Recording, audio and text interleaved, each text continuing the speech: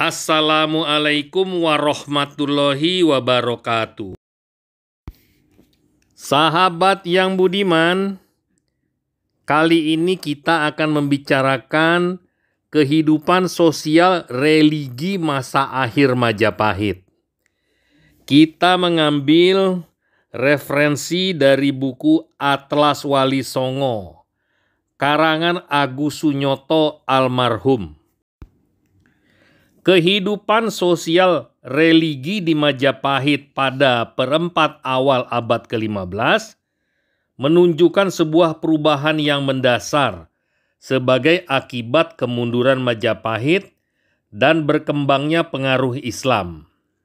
Seorang Muslim Cina yang mengikuti perjalanan ke-7 Cheng Ho ke Jawa yang berlangsung antara tahun 1431 sampai 1433 Masehi menuturkan bahwa di Jawa ketika itu terdapat 3 golongan penduduk.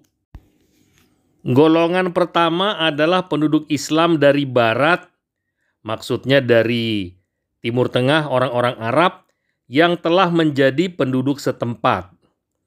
Pakaian dan makanan mereka bersih dan pantas. Golongan kedua adalah orang-orang Cina yang lari dari negerinya dan menetap di Jawa. Pakaian dan makanan mereka baik dan banyak di antara mereka yang masuk Islam serta taat melaksanakan ibadah agamanya itu. Sedangkan golongan ketiga adalah penduduk asli yang sangat jorok dan hampir tidak berpakaian. Rambut mereka tidak disisir, kaki telanjang, dan mereka sangat memuja roh. Catatan perjalanan Cheng Ho ke Nusantara menunjukkan betapa gambaran masyarakat pribumi sampai tahun 1433 Masehi tak banyak berbeda dengan gambar-gambar pada relief-relief candi yang dibangun dewasa itu. Penduduk pribumi, laki-laki maupun perempuan, belum mengenal pakaian penutup dada. Catatan Mahuan dalam kunjungan Cheng Ho ke-7 itu juga menunjuk betapa sampai saat itu penduduk pribumi Majapahit masih belum memeluk Islam. Penduduk pribumi masih memuja ruh dan keadaan penduduk yang hampir tak berpakaian, jorok, kaki telanjang, dan rambut tidak disisir itu adalah gambaran penduduk dari kalangan kaula yang jumlahnya lebih banyak dibanding penduduk kalangan keraton. Jadi para sahabat bisa melihat di video lainnya mengenai catatan Mahuan tentang Majapahit. Di kalangan penduduk Asia Tenggara, model masyarakatnya memang bersifat hidraulik. Komunitas secara tipikal dibagi menjadi 2, yaitu lingkungan keraton dan lingkungan petani. Kalangan keraton menguasai perekonomian, kalangan petani. Dan dari aspek politis maupun agama, kedua kelompok itu terpisah satu sama lain.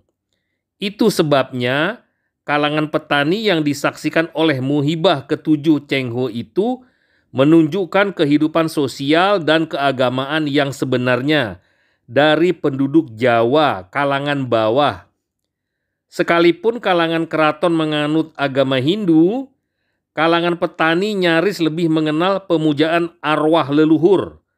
Para petani desa lebih mengenal ajaran kapitayan yang tercermin pada terjadinya pemujaan terhadap batu, tugu, tunggul, tunda, tungkep atau punden, pelindung desanya daripada pemujaan terhadap dewa-dewa Hindu dan Buddha. Peri kehidupan masyarakat hidraulik yang terpilah tegas itu setidaknya terlihat dari perbedaan masing-masing ketika berada di luar rumah. Kalangan petani jika berada di luar rumah akan terlihat berjalan kaki, memikul barang, naik gerobak, naik pedati atau membawakan payung bagi majikannya. Sedangkan kalangan keraton jarang ditemui berjalan kaki tanpa pengawal. Mereka biasanya naik tandu yang dipikul orang, naik kereta, menunggang kuda, menunggang gajah, dan selalu dipayungi oleh pembantu-pembantunya. Perbedaan itu terlihat pula pada pola-pola bertransaksi. Kalangan petani sering melakukan barter, dan kalaupun menggunakan alat tukar, umumnya dengan uang kepeng. Sementara itu, kalangan keraton lazimnya menggunakan alat tukar uang yang disebut su atau emas dan ka atau perak. Dan pola transaksi kalangan petani dilakukan di pekan-pekan atau pasar desa. Sedangkan jaringan perniagaan yang besar di pelabuhan-pelabuhan lazimnya dikuasai oleh para bangsawan keluarga raja. Sejak pecahnya Perang Paregreg, keberadaan Majapahit memang berangsur-angsur makin mundur. Armada Majapahit yang pernah berjaya telah lumpuh dan tidak mampu lagi digerakkan ke wilayah-wilayah jauh di luar Jawa. Sementara itu, kemelut perebutan kekuasaan terus berlangsung tanpa kendali, hingga wilayah Majapahit berserpihan menjadi kadipaten-kadipaten kecil. Bahkan Palembang, wilayah Majapahit di Sumatera Selatan, menurut Grunewald dalam Historical Notes on Indonesia and Malaya, compiled from Chinese sources, sempat jatuh ke tangan petualang dan bajak laut Liang Taoming selama bertahun-tahun dan dilanjutkan oleh Chen Sui, Shi Qinqing, dan Shi Qisun. Di tengah kemerosotan kehidupan sosial itu, terjadi pula kemerosotan kehidupan religius masyarakat di Majapahit. Falsafah Linggayoni sebagai hasil sinkretisasi Siwa Buddha yang terpengaruh ajaran Yoga Tantra dari sekte Shakta dan Bhairawa Tantra yang sudah merosot, berkembang luas di kawasan pedalaman maupun pesisir. Salah satu upacara yoga tantra yang lazim dilakukan masyarakat dewasa itu adalah apa yang disebut upacara Panca Makara atau Ma-5 atau 5M yang meliputi mamsha atau daging, matsya atau ikan, madya atau minuman keras, maituna atau bersetubuh, dan mudra atau bersemedi.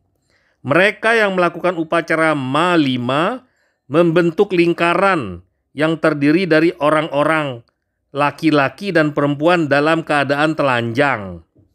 Di tengah-tengah lingkaran itu tersedia makanan dengan lauk pauk dari daging dan ikan dan minuman keras. Setelah makan dan minum minuman keras hingga mabuk, para peserta upacara Ma-5 itu bersetubuh ramai-ramai. Setelah semua nafsu perut dan nafsu syahwat terlampiaskan, mereka kemudian melakukan semadi atau mudra. Menurut J.L. Moynes dalam Het Boeddhisme op Java en Sumatra in zijn laatste boy periode, para penganut ajaran Ma-5 itu yakin bahwa selama upacara cakra tersebut dilakukan, lingkaran yang dibaktikan itu merupakan tanah suci, karena indera dan semua yang langgeng hadir pada tempat itu. Lingkaran-lingkaran untuk upacara itu ada yang disebut ksetra, yakni tempat upacara dengan korban manusia yang di kalangan masyarakat Jawa dikenal sebagai upacara mistis meminta wadal. Menurut Ergoris, dalam sekte-sekte di Bali, pemujaan kuburan dan nenek sihir termasuk leak-leak, hantu-hantu kuburan, manusia yang dalam bentuk lain atau kebanyakan dalam bentuk kera berkeliaran di tempat kuburan atau sema untuk mencium bau, meraba-raba dan sedapat mungkin mencicipi darah dan daging mayat-mayat yang belum dibakar, adalah gejala-gejala yang masih terdapat di Bali. Hal ini berhubungan dengan calon arang, si janda murka atau Rangda, penguasa Girah, wilayah Kediri. Sejalan dengan Goris, J.L. Moynes menilai bahwa dalam bentuknya yang sudah sangat merosot, ajaran Bhairawa menjadi sekedar pemujaan terhadap Bhairawi haus darah dalam bentuk sengguhu palsu. Sampai di sini dulu sahabat, nanti kita akan lanjutkan ke video berikutnya. Terima kasih.